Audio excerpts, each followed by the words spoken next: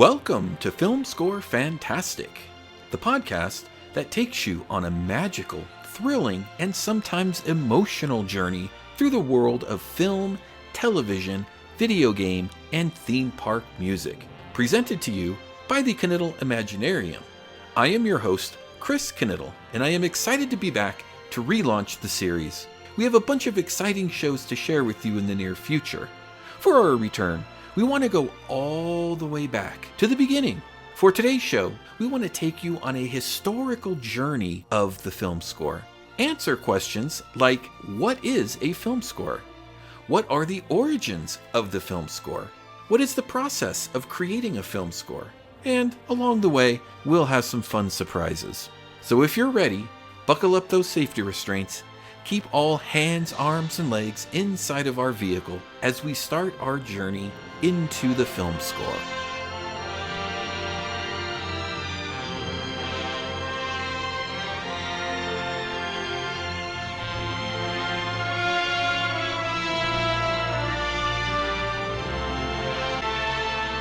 The History of the Film Score Part 4, the 1970s and John Williams.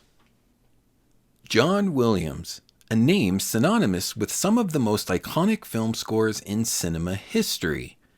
His sweeping, majestic music has not only shaped the sound of Hollywood, but also touched the hearts of audiences around the world. Today, we're diving into the 1970s, a decade that marked the return of the grand orchestral film score, a sound long overshadowed by experimental music and the rise of synthesizers. At the forefront of this renaissance, none other than John Williams. The 1970s was a transformative decade for film music. The experimental sounds of electronic music were gaining ground, giving rise to unique, atmospheric scores that explored new sonic territories. Yet, amidst this wave of innovation, one composer stood out for his ability to reintroduce a sound that many thought was fading away. The lush symphonic score that had once been the hallmark of Hollywood's golden age. With his powerful orchestral arrangements, John Williams not only brought the classical film score back to the forefront, but redefined it for a new generation. In a time when synthesizers were changing the game, Williams' work proved that orchestral music could still be the emotional powerhouse at the heart of a film. In this episode, we'll explore Williams' early career, starting from his beginnings in television to his iconic film scores of the 1970s, including work that not only defined the era, but changed the way filmmakers and audiences alike would experience cinema. From thrilling adventures to psychological dramas, John Williams' music became the backbone of storytelling, helping to elevate films to an entirely new level of emotional depth. Let's rewind to the early 1970s, a time when film scores were evolving and a new generation of filmmakers began to rise. How did Williams become the go-to composer for so many of these filmmakers? To understand that, we first need to look at his early beginnings and how he navigated the television world before moving into the world of film. Before he became synonymous with the blockbuster films of the 1970s and 1980s, John Williams was already an accomplished studio musician and an integral part of the television world, particularly through his work with Irwin Allen. Allen, a legendary producer known for his dramatic and often fantastical TV shows, would play a significant role in shaping Williams' early career, and their collaboration would help introduce Williams' signature style to audiences on the small screen.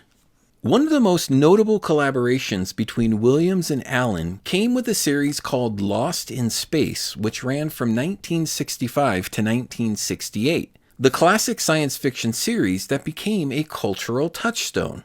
Lost in Space followed the Robinson family on their journey to colonize a new planet. Set in the distant future of 1997, the family, along with their robot and pilot Don West, traveled aboard the spaceship Jupiter 2. However, their mission was sabotaged by Dr. Zachary Smith, a stowaway and double agent working for an enemy nation. Dr. Smith's meddling caused the ship to veer off course, leaving the family stranded in the vastness of space.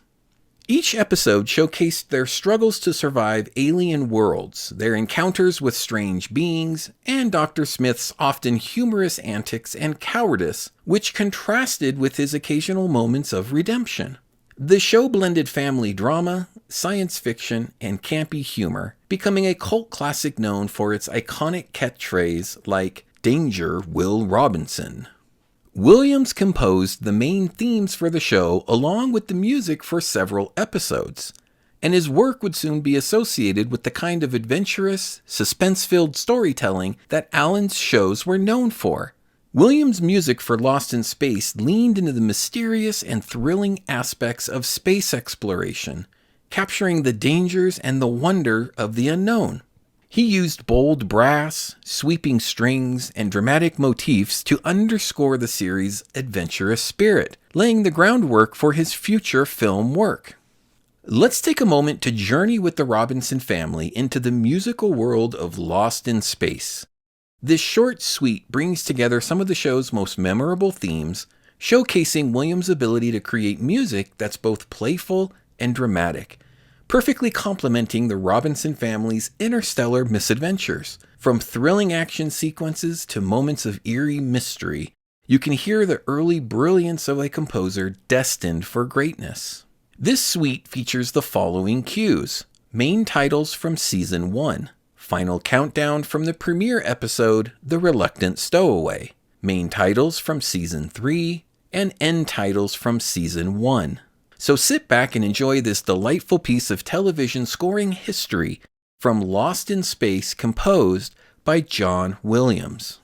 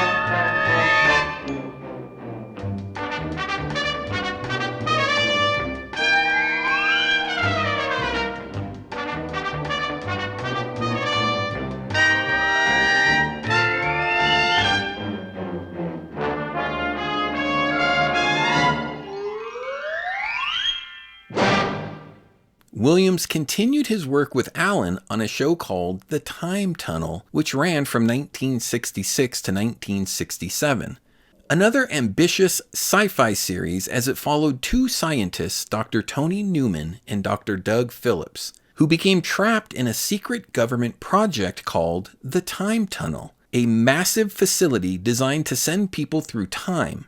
After a malfunction, the pair is flung uncontrollably from one historical event to another, from the sinking of the Titanic to ancient battles and beyond. Each episode focused on their efforts to survive and influence events while their colleagues back at the project tried to bring them home.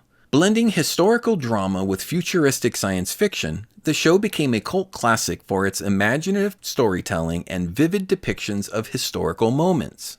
The Time Tunnel has had a lasting impact on science fiction television, inspiring numerous modern shows that explore time travel and its consequences, such as Voyagers, Quantum Leap, and Sliders, just to name a few. Here, Williams adapted his style to create a more dynamic and fast-paced score, reflecting the time-traveling nature of the show.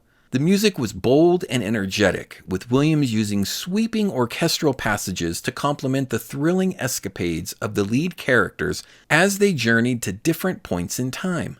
In this series, Williams showcased his knack for composing music that was as much about building suspense as it was about evoking a sense of adventure. Let's follow Dr. Newman and Dr. Phillips into the Time Tunnel with a short suite featuring the following cues from the groundbreaking show. Main titles from Season 1. Tony's First Trip, The Titanic, and Jungle from the premiere episode Rendezvous with Yesterday, and the end titles from Season 1.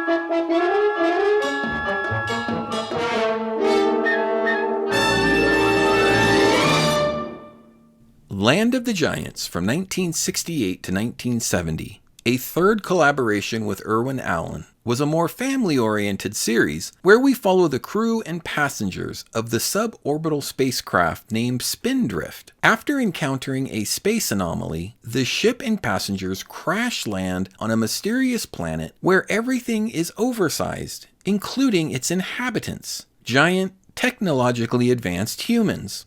Our friends on the spacecraft being the approximate size of insects. The show centered on the survival's struggle to adapt, evade the giants who saw them as threats or curiosities, and find a way back home. Known for its impressive special effects and adventurous tone, the series combined survival drama with themes of exploration and ingenuity. Williams combined an orchestral approach with a sense of whimsy, complementing the surreal nature of the story. His music helped convey the immense scale of the world the characters found themselves in, while also capturing the suspense and emotional depth of their journey. Let's finish off this Irwin Allen and John Williams television science fiction trilogy as we share adventures in the Land of the Giants with the crew of the Spindrift, featuring the cues, main titles from Season 1, Off Course, The Landing, and the dense fog from the premiere episode The Crash, and finally the end titles from Season 1.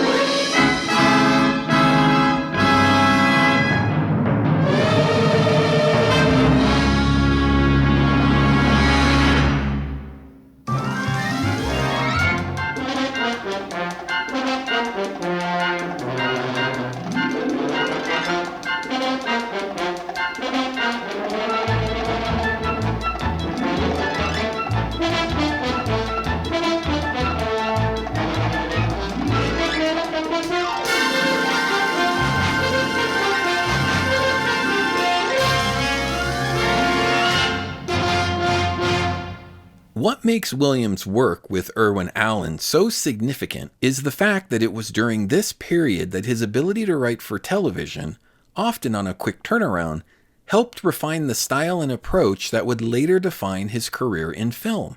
His work on Lost in Space and the other Allen shows was integral in establishing his reputation as a composer who could create sweeping, cinematic music on a small screen budget, setting the stage for the larger-than-life scores that would come in his film career.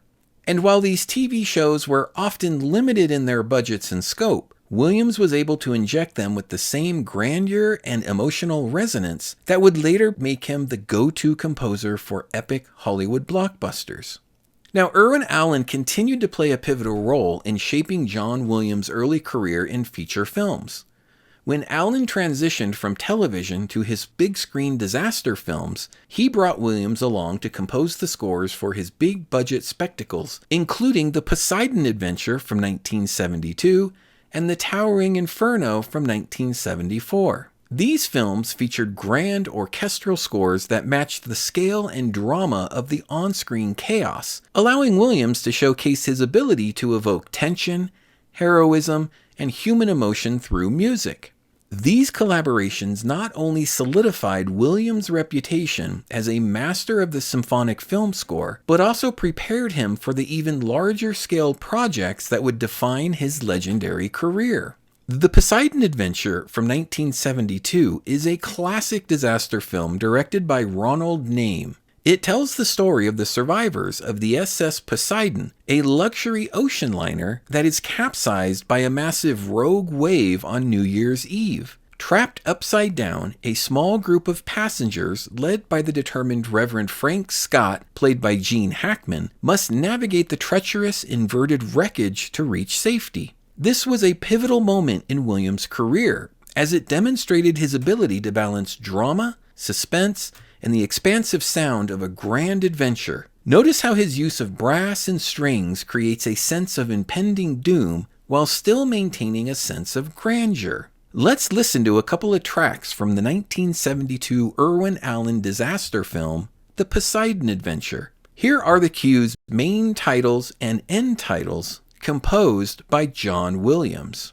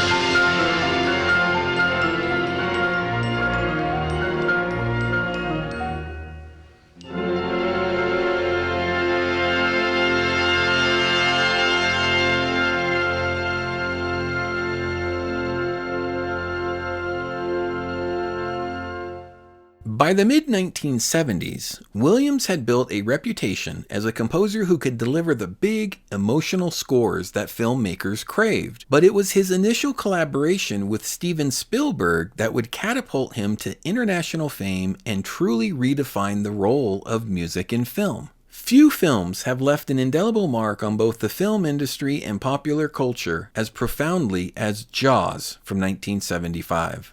Jaws is a thriller about a small coastal town terrorized by a massive great white shark. As beachgoers fall victim to the predator, police chief Martin Brody, played by Roy Schneider, marine biologist Matt Hooper, played by Richard Dreyfuss, and grizzled shark hunter Quint, played by legendary Robert Shaw, team up to stop it.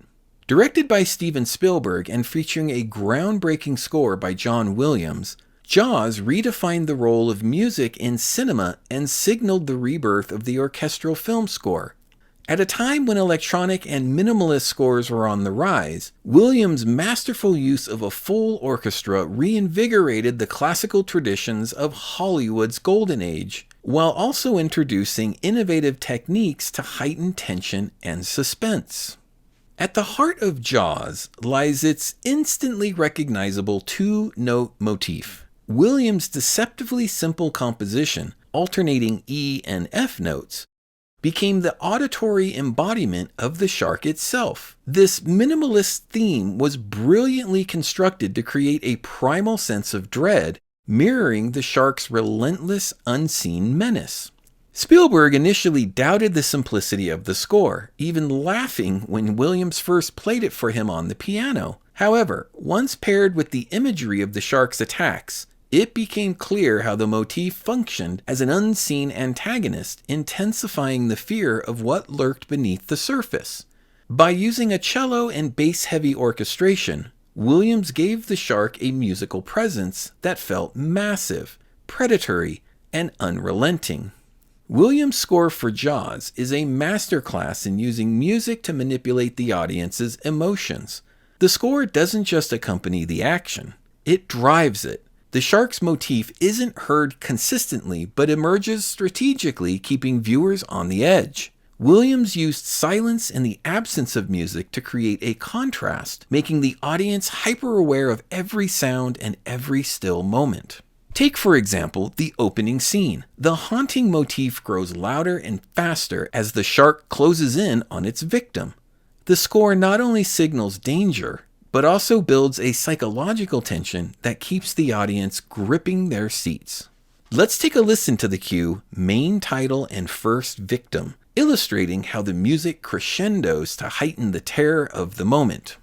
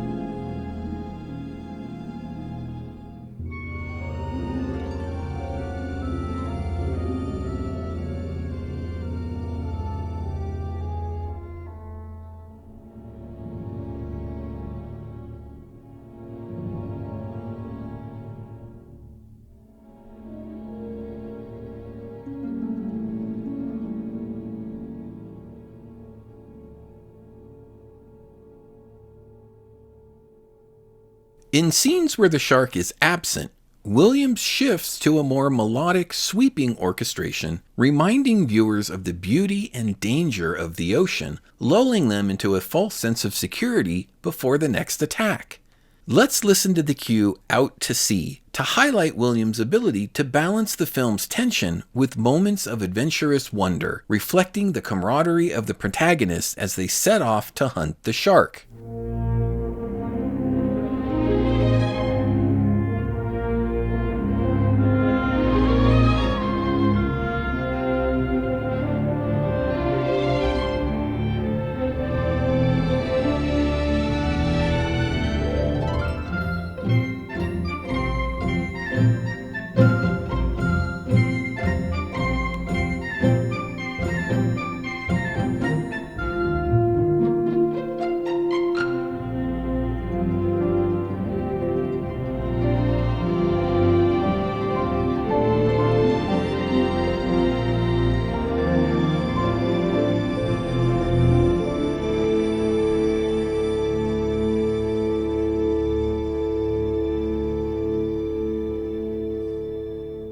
The end titles of Jaws represent a striking tonal shift, moving away from the suspense and terror that dominate much of the score to a triumphant and uplifting finale. As the film concludes, spoiler alert, with the shark defeated and the protagonist safely returning to shore, Williams' music reflects the resolution with a sweeping, heroic theme. The orchestration embraces a sense of relief and accomplishment, transforming the menacing atmosphere of the iconic two-note motif into a celebratory and almost nautical grandeur.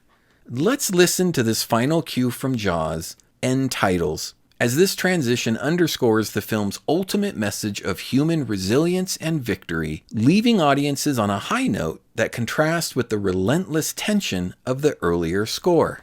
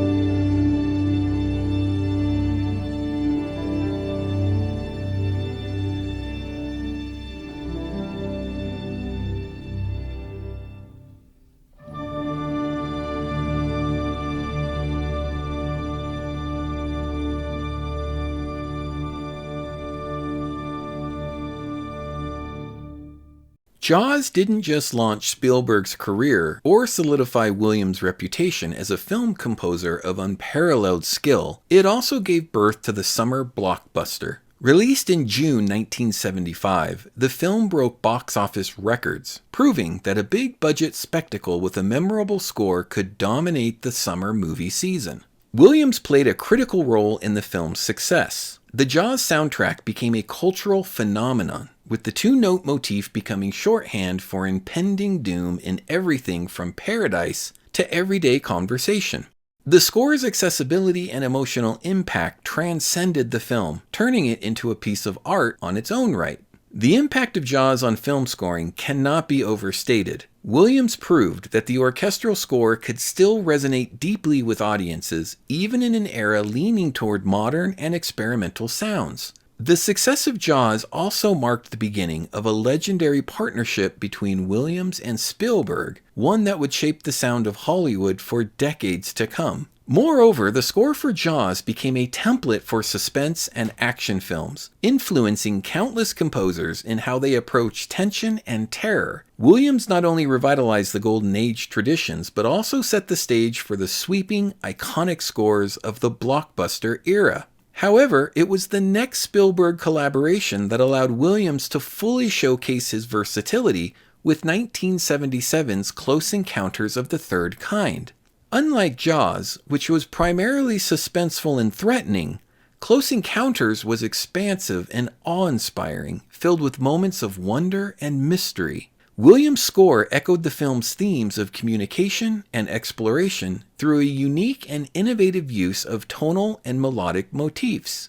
What Williams accomplished with this score resulted in one of the greatest film scores, or pieces of music for that matter, that has ever been written. Let's listen to a suite of themes from Close Encounters of the Third Kind. Notice how the music builds with layers of texture, creating a sense of wonder and intrigue. This is another example of how Williams could use the orchestra to tell a story, drawing audiences into the film's mysterious and fantastical world. What we will be playing here is actually a track from a release titled By Request, the best of John Williams and the Boston Pops, simply titled Excerpts from Close Encounters of the Third Kind. I like this piece as Williams has created an inclusive 10-minute concert suite that highlights the themes of his amazing score.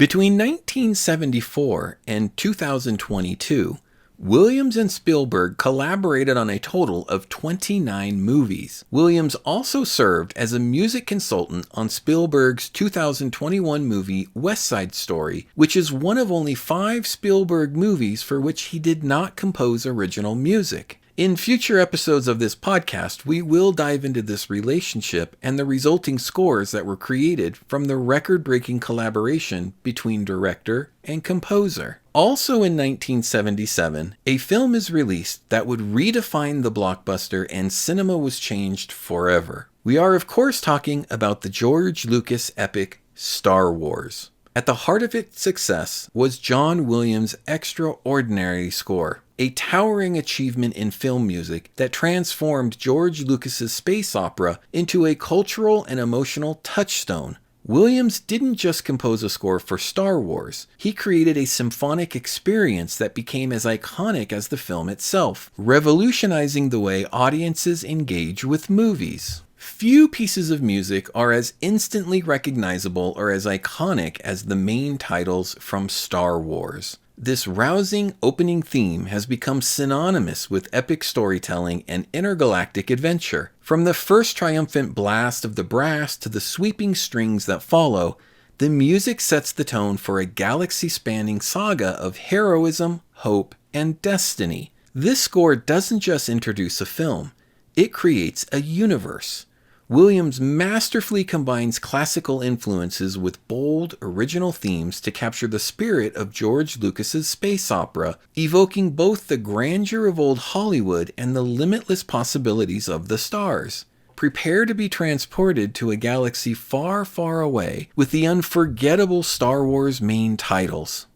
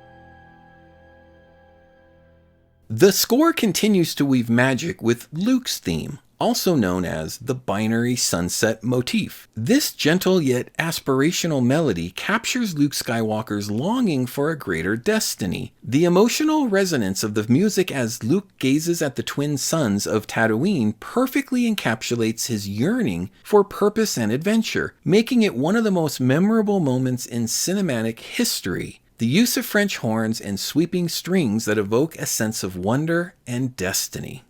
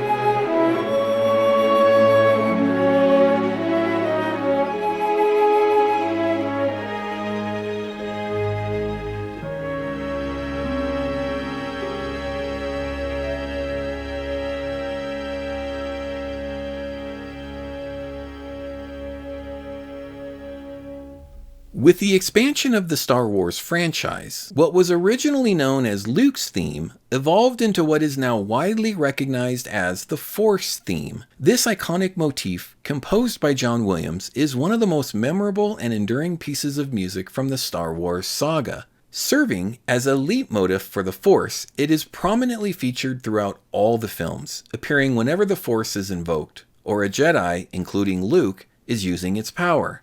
Its timeless melody has become synonymous with the mystical energy that binds the galaxy together, embodying the hope, struggle, and destiny at the heart of the Star Wars story.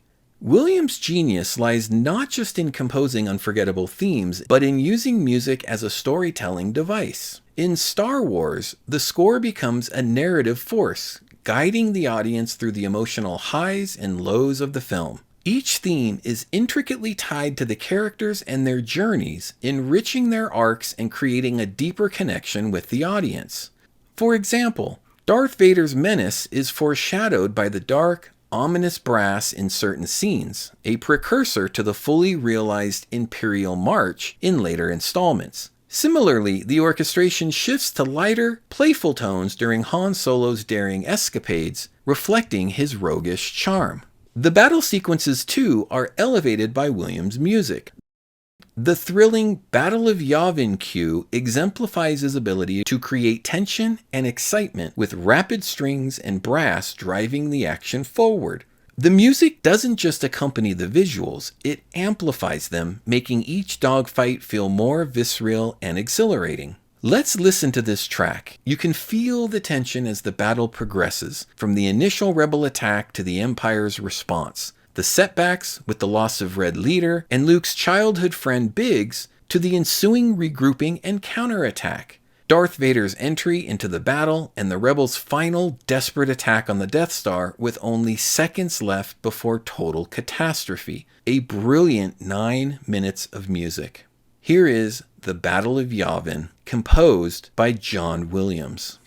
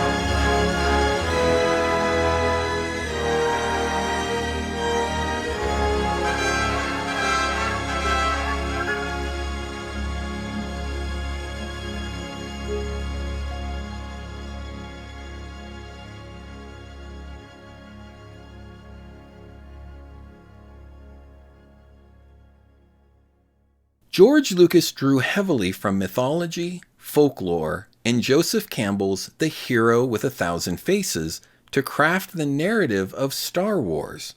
Williams understood this mythic foundation and used music to amplify the story's epic scale. The score is filled with motifs that evoke the timeless struggle between good and evil, the hero's journey, and the power of redemption. Williams' orchestration also draws heavily from the Romantic and late Classical periods, blending the sweeping grandeur of Tchaikovsky and Holst with the adventurous spirit of Strauss. This decision gave Star Wars a timeless quality, grounding its futuristic setting in a rich musical tradition that audiences already recognized and loved. The impact of Star Wars and its music extends far beyond the film itself.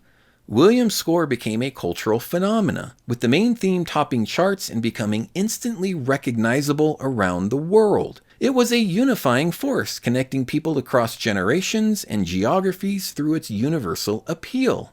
More importantly, Star Wars reintroduced the symphonic score to a generation of filmmakers who had largely embraced modern and electronic styles. Williams proved that orchestral music could still captivate audiences and play a central role in defining a film's identity. The success of Star Wars also elevated the role of the film composer, turning Williams into a household name and setting a new standard for blockbuster scoring. Directors and studios began seeking out composers who could deliver similarly grand and memorable scores, ensuring the continued legacy of orchestral music in cinema. Star Wars is more than just a film. It's a cultural landmark, and much of its power lies in John Williams' timeless score. By blending classical traditions with innovative storytelling, Williams created a musical tapestry that not only supported the film but became a central part of its identity. His work on Star Wars didn't just change the landscape of film music. It rekindled the magic of the golden age of Hollywood scores, ensuring that the symphonic tradition would continue to inspire for generations to come. One of the most important developments of this era was the growing popularity of film soundtracks as a commercial product, and few composers contributed more to this revolution than John Williams.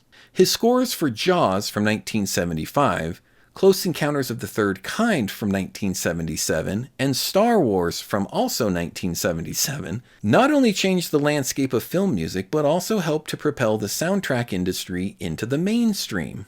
Before the 1970s, film scores were typically heard only in the theater, accompanying the on-screen action. Outside of niche collectors, most film scores remained relatively obscure, with limited sales through record labels. However, the cultural impact of these films, paired with John Williams' unforgettable compositions, helped bring film scores into the limelight as commercial products.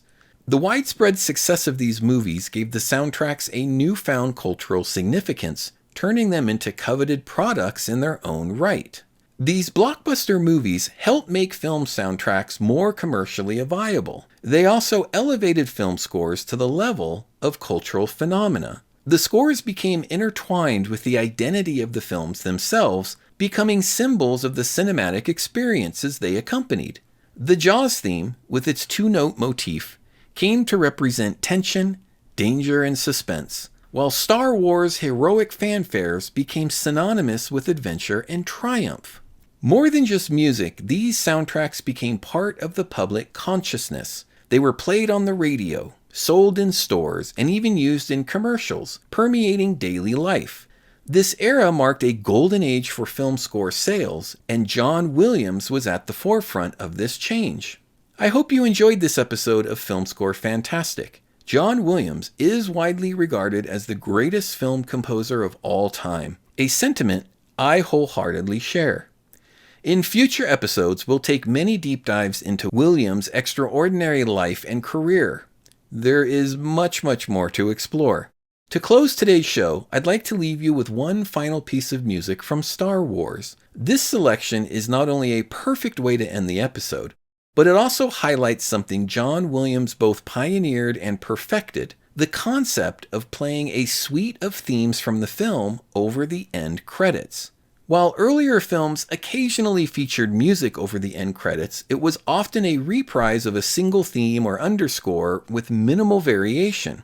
Williams revolutionized this by crafting orchestral suites that showcased multiple themes from the film, essentially creating a concert piece to accompany the credits. For the Star Wars end credits, Williams seamlessly weaves together the film's main theme, the Rebel fanfare, and Princess Leia's theme into a cohesive musical journey. This approach allowed audiences to relive the emotional highlights of the movie through its music and set a precedent that many composers, such as Jerry Goldsmith, James Horner, and Hans Zimmer, would follow in subsequent decades. Williams' innovation made the end credits a significant part of the cinematic experience, often leaving viewers with a powerful emotional impression of the film's music as they exited the theater. Here is Throne Room and End Titles from George Lucas's 1977 film Star Wars, music composed and conducted by John Williams, performed by the London Symphony Orchestra.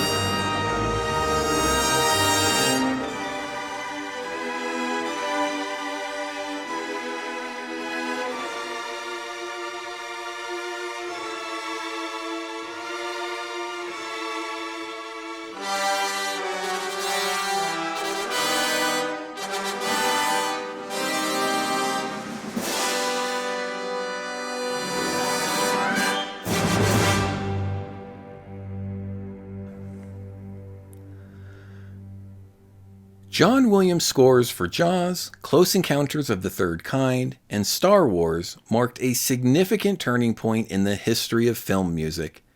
These soundtracks not only helped redefine the importance of music in cinema, but also set the stage for film scores to become an integral part of the cultural landscape sought after by fans and collectors alike. Through his memorable melodies, striking motifs, and emotional storytelling, Williams proved that film music could be both an artistic endeavor and a commercial powerhouse. The success of his scores helped solidify the soundtrack as an essential product in the entertainment industry, laying the groundwork for the explosion of soundtrack sales that would continue throughout the 1980s and beyond.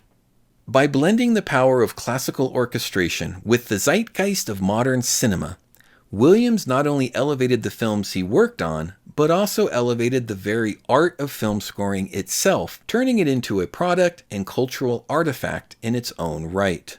Join us next time for another exciting episode of Film Score Fantastic.